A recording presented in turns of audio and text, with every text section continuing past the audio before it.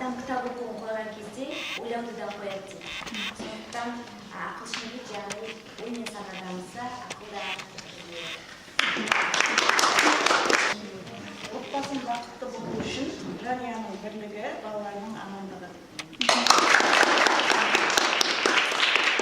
Тамашашылықтарыңыз үшін өте көп рахмет.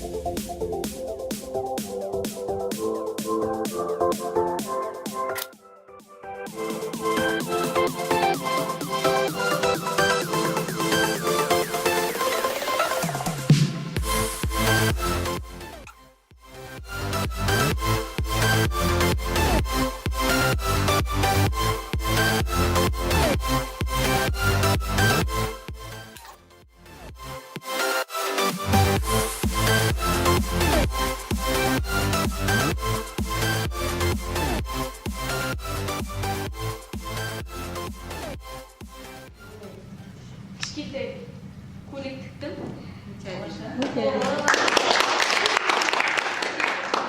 Чақтар салып.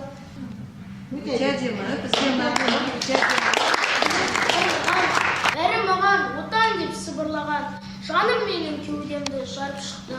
Бос торғай бұғының шырылдаған, отан, отан бәрінен биік екен, мен оны мәңгілік сүйіп өтемін.